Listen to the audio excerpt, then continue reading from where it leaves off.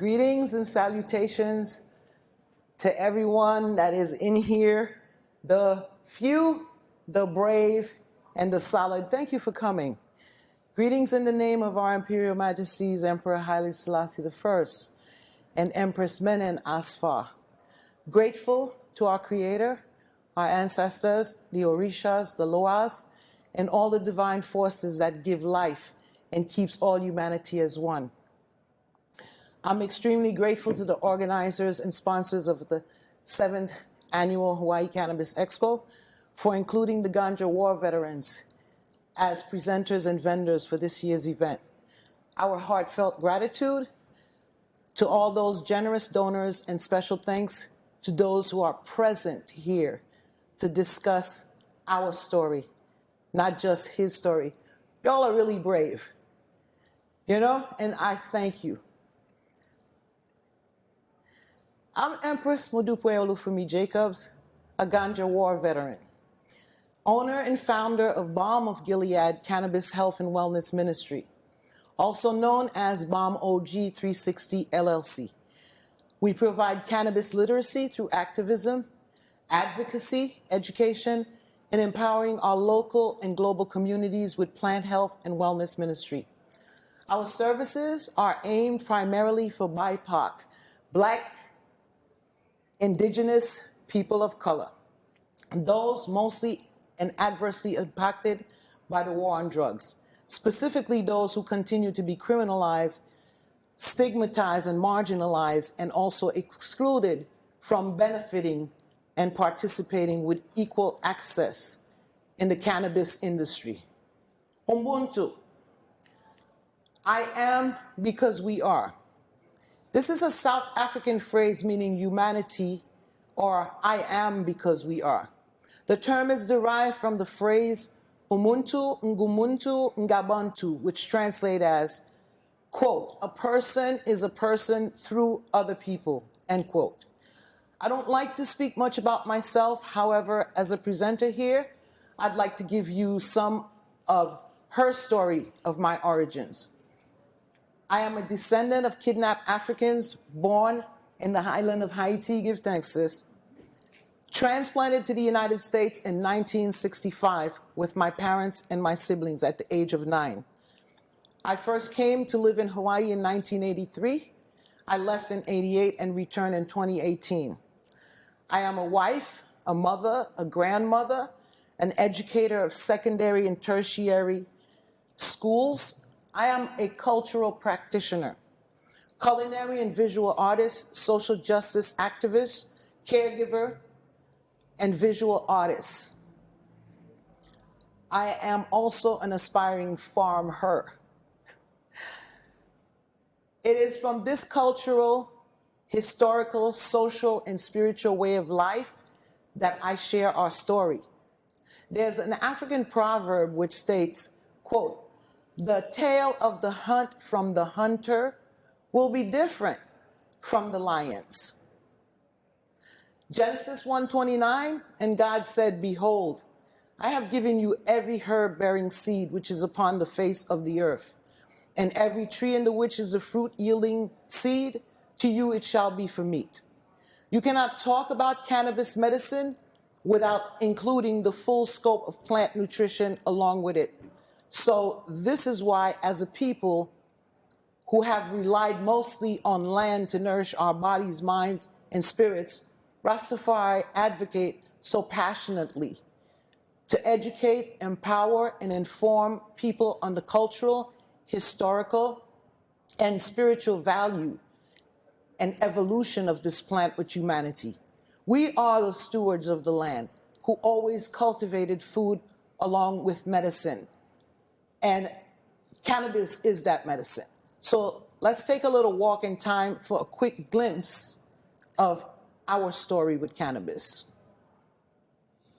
First, I want to give credit to one of our brothers in the struggle, Brother Floyd Jarvis, who coined the term Ganja War veteran to describe and specifically identify those man, woman, and youths who have been terrorized in the US, the Caribbean, Africa, Asia, and other parts of the world where they've made cannabis legal through their racist policies and brought the war on drugs. For many of us here in Hawaii from the 1980s, our lives were and continue to be impacted by the terrorism of Green Harvest. This was the DEA funding or collaborating with local police to eradicate the guerrilla bush doctors, cultivators, culinary artists, and alchemists in the Kingdom of Hawaii. This is our story, not his story. Rastafari have been using cannabis as an economic, social, and spiritual sustenance prior to their kidnapping and enslavement by European colonization of indigenous peoples' lands around the globe.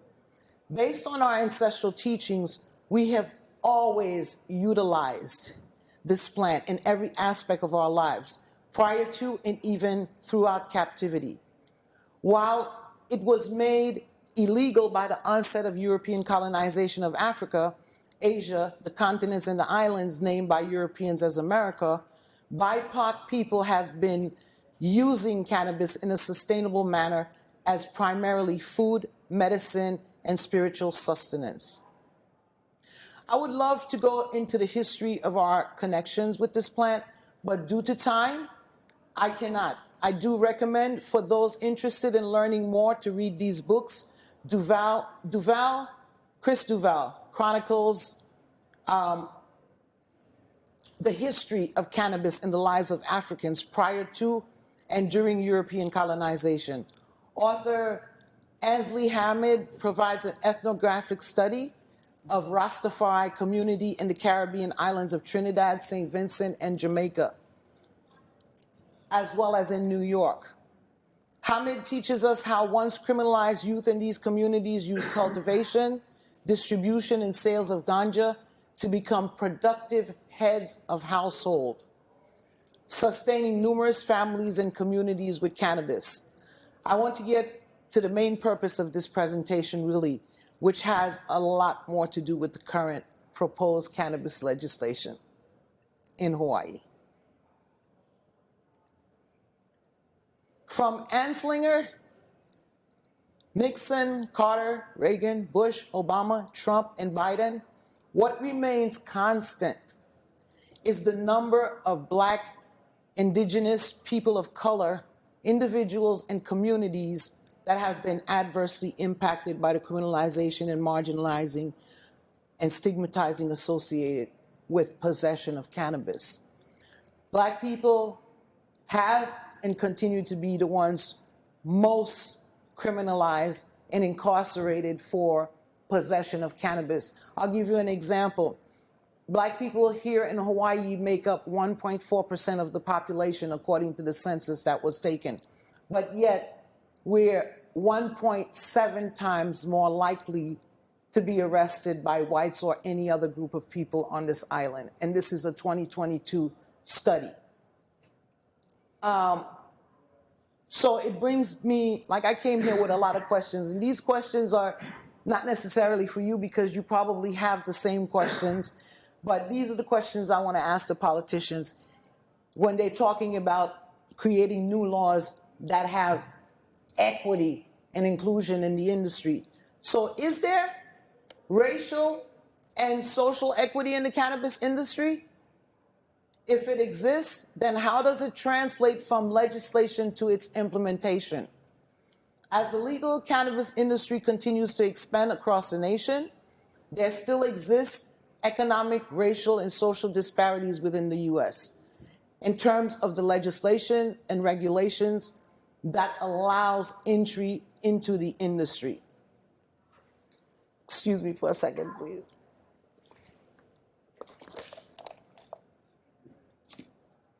MJ Biz Daily projected the legal cannabis sales in the United States from 2022 to 2028 from medical and recreational cannabis sales could reach $33.6 billion by the end of 2023.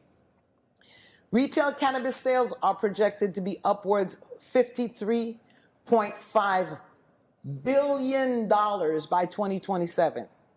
So for every $10 consumers and patients spend, an additional $18 will be injected into the economy, much of it at the local level.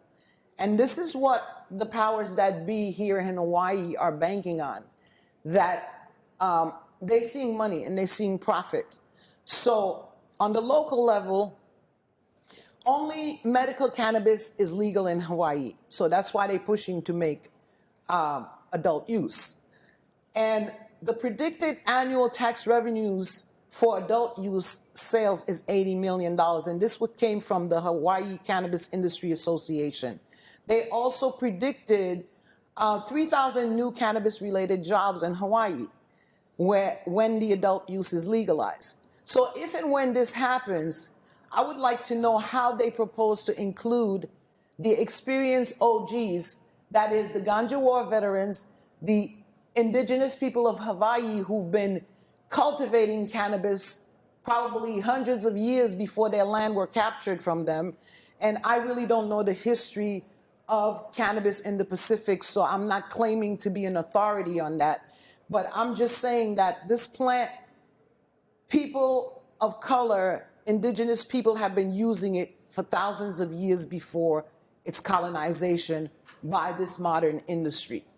So here in Hawaii, we only have a vertically integrated model of cannabis business, and with a few rebel farmers and some cooperatives like Care Wailua.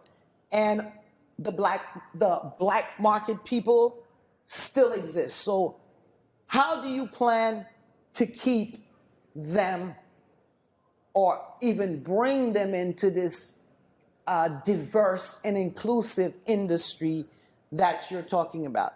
So I want to leave Hawaii for a minute and look at money and how money is being made on this. You guys seeing the screen correct? Because from this side, is that coming through correct? Can I turn off the light? Yeah, that'd be great. Because I just turned around and saw how dull that is. That must be horrible for your eyes. Sorry that the screen's not doesn't. Do you know where the lights are? Yeah, there's a switch over there. Yeah, so I apologize for that. I'm not the tech person. So I just try to bear with me.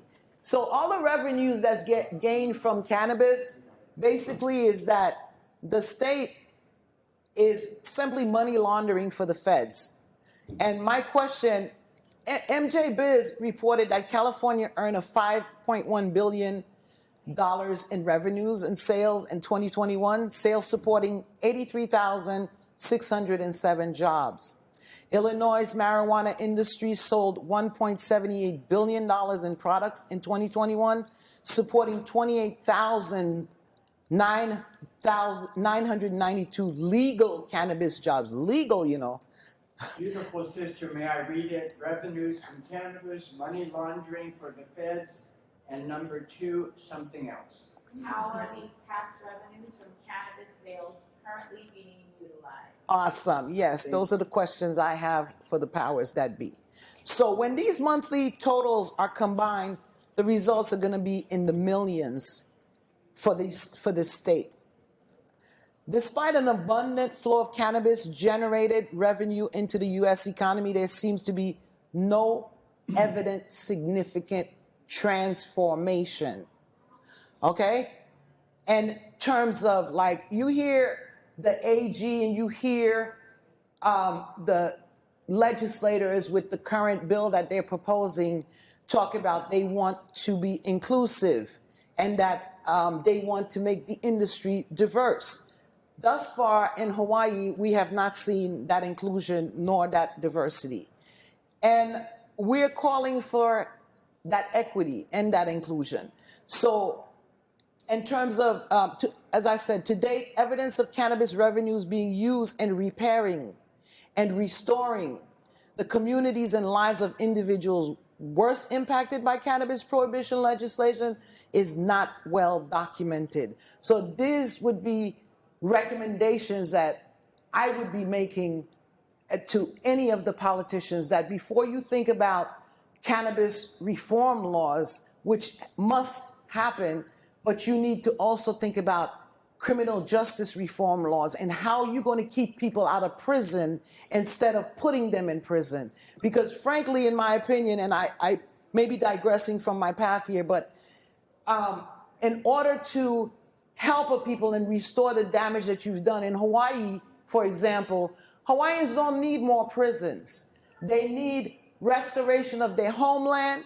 Hawaiians need to have measures for restoring technical support, because we're going into an age of artificial intelligence and all these things. The farmers of Hawaii, particularly, we need to encourage young people in Hawaii to get into farming, because I just spent 2 weekends ago in Waipio Valley volunteering at a farmer's space, and what the farmer shared, she was lamenting that in Waipio Valley, only kupunas are farmers there now. The youth are not really, it's not viable, and you can see how it's not sustainable for them, because they don't have the support, they don't have the technology, they don't have the training. So we would encourage, the powers that be to put more of that, those revenues that they're aiming to build prisons into educational opportunities, into training for young people in Hawaii,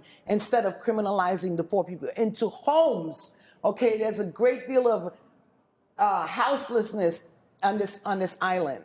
Okay, so sorry for that digression. It's just in case I forget. Jeremiah 8:20-22, and this will explain to you. This verse from the Bible will explain to you why this is a very important question. Jeremiah 8:20-22, is there no balm in Gilead? Is there no physician there? Why then is not the health of the daughter of my people marginalized? My marginalized people recovered. Black psychologist Dr. Joy Leary degree wrote Post-Traumatic Slave Syndrome, America's Enduring Legacy of Injury and Healing. And you can see how this impact, I don't know about you, but I've had enough talk therapy to understand what the trauma of my ancestors experienced when they were kidnapped and enslaved 450 years ago and brought to these parts of the world. And not only that, but for a long period of time continues to be in that same oppressive, racist, systemic system that dehumanizes them. So yes, it's that brings the verse from Jeremiah that makes it so important and so valid. And by the way, anyone recognizes one of the people in the picture there? Your brother. The beard. Yes, that's my very masculine side that's appearing there with my child. I was in fact with child and my oldest daughter there in front of me, my oldest daughter, Idu. And so this was, and if you could see the cannabis plant in front of me, this is 1983 as guerrilla cultivators up in Fern Forest in Hawaii. And then the sister with the smoke coming out of her mouth is a legendary ganja war veteran, my sister in Aikiba, who unfortunately the feds had targeted, and she's no longer living on the mainland, and she's returned home, and I won't disclose where she's from, but yeah, these are the folks who we're here advocating for.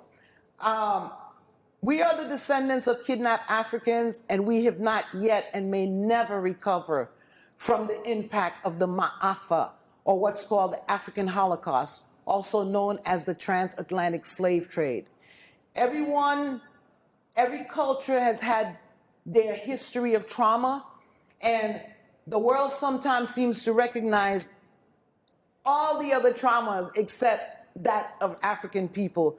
But we will never forget, because the Honorable Marcus Garvey stated that the people without the knowledge of their past history is like a tree without its roots. So we cannot afford to forget past damages that have not been repaired.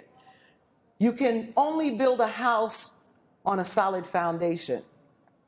His Imperial Majesty Emperor Haile Selassie I has a reminder for this industry. Herb is the healing of all nations. And he said, and I quote, as we guarantee to each the right to worship as he chooses, so we denounce the policy which set man against man on issues of religion. Rastafari is our way of life. We don't call it religion. That's our way of life. And so without apology, we are here in this forum, in this cannabis industry to say the ganja war veterans are here for restorative justice and reparatory justice. To the AG, your lengthy, extremely lengthy bill that you have submitted before the legislature, page 3, section 811. What are the mentioned provisions for compliance? Where is the bill? Where in the bill are those provisions described? How does the state plan to implement compliance and regulations which violate a person's right to practice cultural and spiritual relationship with cannabis? Section 1215 of your bill. How was this independent body, the Hawaii Cannabis Authority, created? Who died and made them the authority and the voice for cannabis? Describe the selection process, okay, through which your rubrics for candidates selected. How do you plan on being inclusive of those you have targeted as black market or illicit? How do you plan on making them participants in the industry? How will you utilize tax revenues you have already collected from the I can't say the two, from the 8 licenses that you, 2 on the Big Island, that's why 2 came to mind, but from the licenses that you have given to these corporations to distribute and provide cannabis to medical patients, which I'm going to ask another question, and then I got to say something before I forget. How are you going to utilize those tax revenues you've collected, and who will determine how and where the funds will be dispersed and used? By the way, dear folks who consume cannabis and go and buy it from the dispensary, newsflash, all right? When you're not getting your herb from a known cultivator that you know's practice is mostly organic, and even though that person's, the cannabis is not lab tested, you're guaranteed to get a safer herb to smoke or to use to however you medicate with it, right? Why? Because the herbs, according to the state regulations, the dispensaries have to send, like let's say they cultivated last October, right? They have to take that plant and send it to the lab. That lab may not give an okay on it. It may not clear in terms of whatever impurities they're looking for or whatever cannabinoid they want to identify. Well, let's say that cannabinoid was THC, right? And it was identified as THC when they did the lab test. Let's say the lab test was done 6 months after it was cultivated and they still have THC. But guess what? By the time it meets you on the shelf, that plant guarantee you will have more CBN than THC in it, because we know, if we understand the science of cannabis, that THC degrades into CBN naturally. So over time, over shelf life, your THC, the one that the chemovar that you think is all THC, is not. So how do regulators compensate for that? Okay? And how am I doing with the time? Oh man, I'm gonna give you all a call to action, and as well as the politicians, but you first. We urge everyone of voting age to register to vote and begin learning how you are going to make elected officials accountable for the legislation they sign off on. As for current and proposed cannabis legislations, we are calling for total recall and reconstruction of these laws. They must be economically, environmentally equitable, just, and sustainable for Hawaii and the people who have and continue to be worst impacted by your current legislations. Hawaii can be the change in this industry when you include the people in your constituents, in your constituency. They must be included in your decision-making process. They elected you. You work for them, not them work for you. The road to legalizing adult use in Hawaii begins with the inclusion of people you have left out of the process. Instead of building new prisons in Hawaii, as I said before, to fuel the already bloated and corrupt criminal justice system and prison industrial complex, utilize those revenues to reduce the rate of recidivism, create more educational opportunities for Hawaii with technical training and support for the economically challenged, build more housing, provide opportunities for home and land restoration, because Hawaiians should know Hawaiian should be houseless or landless, okay? And don't tell me about you have Hawaiian homelands. All the land in Hawaii is Hawaiian homeland. So when you separate it and you bring in corporate bodies, okay, like the ones, and I just heard in the next presentation there that you got a group, I couldn't see the pictures well, but it looks like Eddie Munster and Herman Munster talking about let's keep Hawaii, Hawaii, and they have no resemblance to what Hawaiians, what I remember Hawaiians look like. And what does that mean? When you say keep Hawaii, Hawaii, continue business as usual of exploiting the land and the people and their denying them of their cultural rights and access to practice their responsibility towards the land as their ancestors have for thousands of years before you arrived here and took the land from them? So these are questions I have for the politicians, and none of them are here. I can't see any here right now. So I just, I think that's pretty much what the call to action that's very important is to vote. So again, I'm Empress Modupe Olufunmi Jacobs, a ganja war veteran, owner and founder of Balm of Gilead, Cannabis Health and Wellness Ministry, also known as Balm OG LLC, providing cannabis literacy through activism, advocacy, education, and empowering our local, global communities with plant health and wellness ministry. Our services are aimed primarily at Black, indigenous people of color, specifically those who have been adversely impacted by the war on drugs, and those who continue to be marginalized and stigmatized. For more information about our ministry, please contact us. You see this information up here. We'd love to continue the reasoning with you. And I urge you again, vote wherever you are. Register to vote. Even if you don't vote, be a registered voter. Because that when you find that representative that you feel you want to support, then you will cast your vote for them. But I urge you to register to vote, even if you don't vote. That power in your registration of voting is vital. All right? And I will end right here and say thank you so much for being such a humble and gracious and patient to sit through this. Some might call, I don't know what, but whatever you may think of it, it's my heartfelt, our story. It's coming from the heart. It's real. I'm here to tell you that the ganja war veterans have a place in this cannabis industry.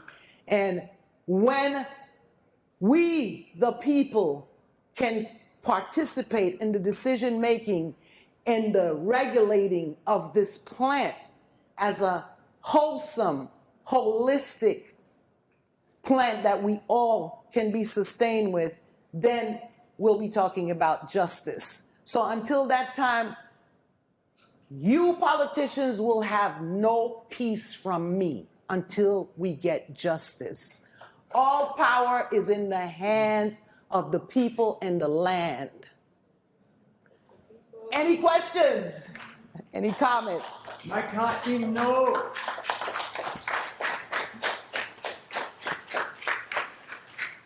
Thank you so much. Any comments, any observations? And remember, at 3 o'clock, there's going to be 4 or 5 legislative people here. One of them is from my district in Pune, and I do intend to be there because I don't believe that people who are not informed about the cultural, social, spiritual, and historical knowledge of cannabis and its connection in human history, the human evolution with the plant, they should not be making decisions that will impact our lives like this. Oh, y'all are quiet audience. Nada más. Well, I will say thank you again. I appreciate love you. Questions or something, or a statement, right? I mean, last yesterday. You could still say what's in your heart. Yeah, well, no, I'm just happy that you're here and sharing this knowledge. Even and sometimes Share with everyone, sister. Yeah. I mean, sometimes our minds, like as we're going through these themes and taking on this wisdom and this knowledge, right?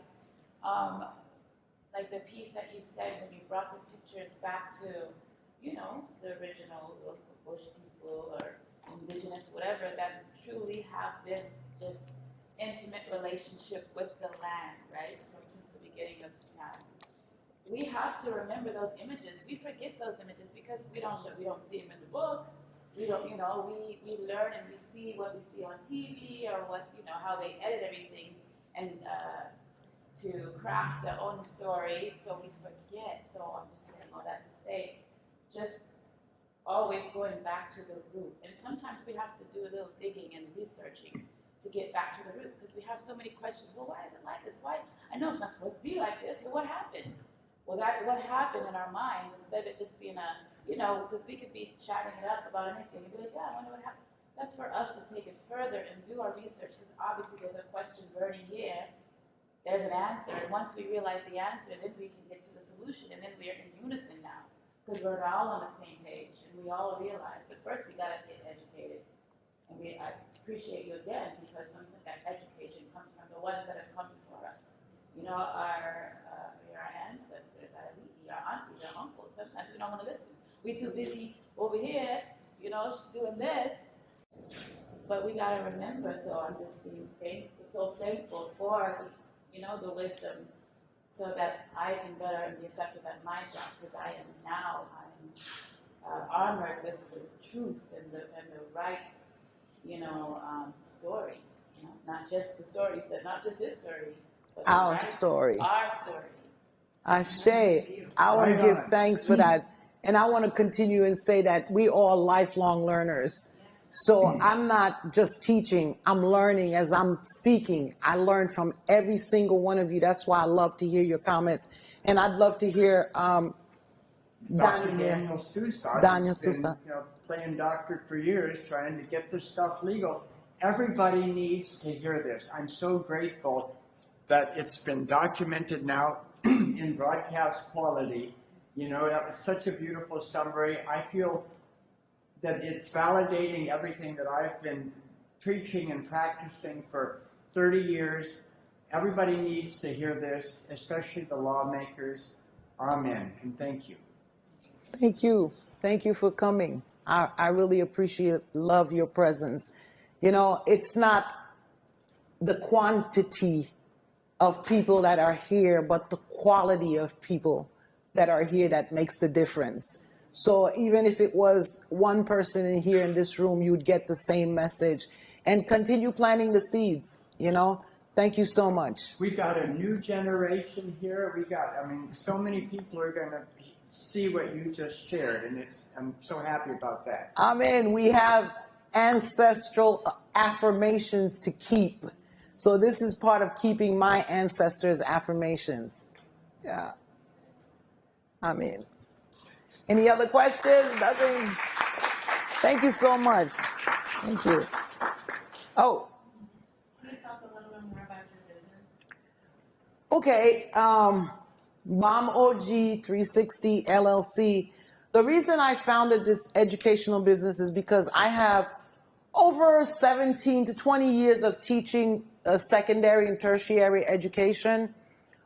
In New York City, I worked in the New York City public schools, and then I also taught graduate students on how to teach students, specifically an environmental topic in their subject area. Anyway, to make a long story short, this business was created when I returned to Hawaii because I realized that, and I got to find out that I had two felony charges against me here in Hawaii from Green Harvest days. And I actually came to correct the family, our story, because I took Hawaii Police Department to court for harassment and breaking down my home for cannabis that they were looking for. And when I presented myself before the authorities, I defended myself. I was my own lawyer. I defended myself, attorney pro se, because my creator and my life as a Rasta is what gives me the right to use this plant on this earth. Anyway, make a long story short, yes, I heard it was illegal, but that's your law, okay?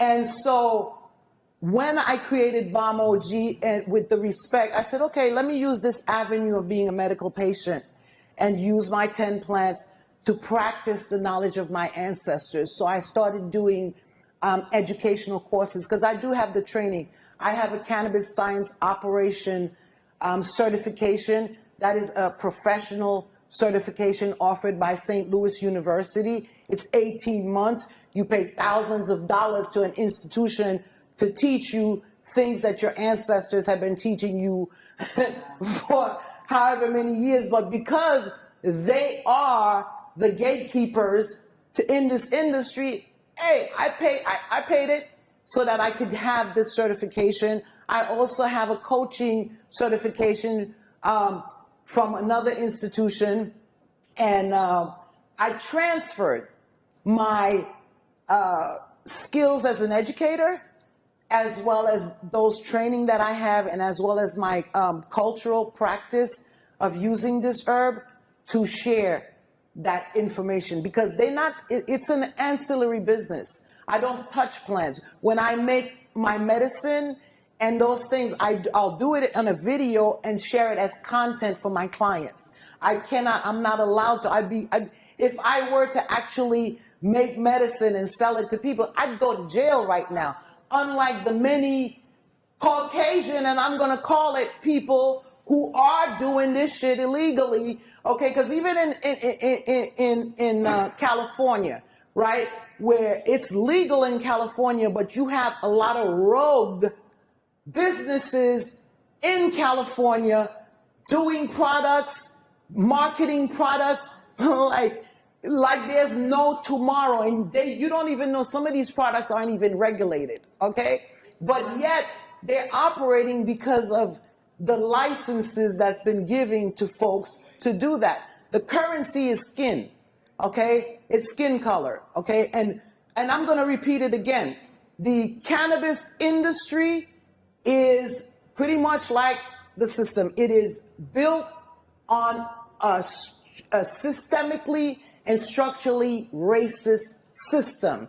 And until we, the people who use this plant medicinally, for whatever reason that we use it, until we address systemic and structural racism, we're not talking about anything. Until you recognize that for you to be able to now get a medical cannabis card and for you to even consider adult use, you have been doing this on the bodies, on top of black bodies and people of color's blood. You have been doing this. So if it hurts you to hear that, that's not my fault. That's on you. If you cannot recognize your own humanity and understand the sufferings of other and how you contribute to it. Much like this, I'm gonna give you something. I'll tell you, I'm ashamed of myself to know that I own an iPhone. Okay? And there's no shame really, but I'm saying I feel disappointed that I have to depend on this because the little chip that's in here that provides this, 5G, that is causing thousands of men and women to die every day in the Democratic Republic of the Congo and other parts of Africa where you guys call it mineral conflict, right? And it's not just mineral conflict, it's genocide. Okay? And genocide caused by corporations and nations like the United States, like Great Britain, like China, like Russia, that are now recolonizing the continent of Africa. You don't hear about these things because it's black people. If it was in the Ukraine, it would be a damn world crisis. And talking about the Ukraine, if you really look recently, right, when the Ukrainians, you don't hear much about the Ukraine crisis now, do you? Because those people that they wanted to get out, they got them out, and they're here. By the way, there's lots of Ukrainians getting jobs here in Hawaii too. And one girl at my bank, when she told me that she was from the Ukraine, I said, "How the hell did you get this job? How did you arrive? This student got this job. Were you a banker in the Ukraine?" You know. But anyway, man, I sort of digress here to say that we have Haiti, where I was born. The island of Haiti, the first independent black republic in the Western Hemisphere. My ancestors shed their blood and their life to abolish slavery worldwide. Worldwide, people, where you ever hear that? Okay? Because there would be no Latin America, no South America right now had it not been for the Haitian Revolution. I say encore leve. Haiti will rise again. So, thank you, my brother. Thank you so much. Anyway, having said that, right, why is there always a presence in Haiti by the world's greatest superpowers? You have the United States, you got France there right now, you got Brazil, you got Canada, no, Kenya's out of it right now. They want to move in. And Kenya's not a superpower, my brother. But they would Kenya would be coming in as the same way the puppet government is in Haiti right now. No, my friend, no. United Nations? I disagree with you. Okay. Everything that you're saying right now, the names that you're calling, are the problem in Haiti right now, okay? Read the history. In 1917, the United States tried to colonize Haiti. They call it an occupation. They call it that they wanted to bring order because Haitians were out of control, killing each other in a civil war, okay? What it was a takeover of our resources because unbeknownst to the world, the poorest nation in the world, if you do a check of their minerals, is one of the richest places in the Western Hemisphere in terms of minerals. We have oil. We have what's that? Iridium. We have, and by the way, Haiti and South Africa are the only two places in the world that have iridium. Our oil supply is larger than Venezuela's, our fossil fuel supply.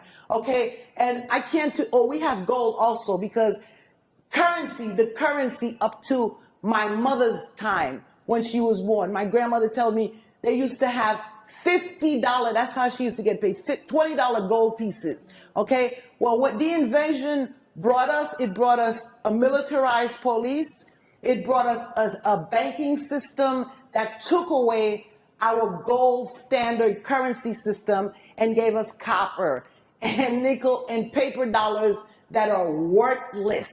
And they continue to devalue our economy by undermining the local farmers in Haiti, by bringing Monsanto products. They just wipe out everything.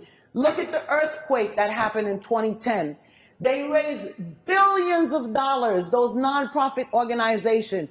Ask them today to account for how many houseless people in Haiti that they've provided homes for, how many institutions that they've restored. Ask them. So, somebody's laughing back there. Did I say something funny? You know, Oh, okay. everything you Enjoy. said is right on. And if I may say, I was totally moved and enlightened when I understood that Haiti, IET outlawed slavery in 1804, 60 years before America, France, and England outlawed slavery. Not only we outlawed slavery, but we also made sure that we financed revolutions that banned slavery. The same side of the island that you now call the Dominican Republic, they were freed from Spanish colonial masters by our ancestors. Many of you don't know this, but Haiti governed what's now today the Dominican Republic for almost 40 years, from 1804 till about 1842, when they managed to find a weak link. And what was the weak link? The people of the land the people of the nation having to pay back reparations, the topic of this discussion, right? We had to make repairs to our former masters. Where the heck you ever hear that? Haiti was still in debt up till the other day. We have to say to France, we cannot pay you anymore. You've robbed us and sucked us of too many, and they're still doing it, okay? We had to pay reparations to France for our former slave masters losing my ancestors as their property, okay? They had to pay to Germany. Haiti was held in a blockade. You see how they're holding Cuba right now? You see how the United States is putting economic sanctions on Cuba right now? They did that to Haiti until 1865, when they abolished slavery here. And guess who the first U.S. ambassador to Haiti was? Frederick Douglass. They try to make it politically correct by bringing an orator who was an African American, and he was the first U.S. ambassador to Haiti, was Frederick Douglass. If you don't believe me, go learn his story. Okay? So I encourage you. I think I'm going over time because somebody else is supposed to be in here right now, right? Yeah, you should have kicked me out a long time ago. Yo, y'all are great. Thank you so much. What an amazing, and thank you. Did I answer your question?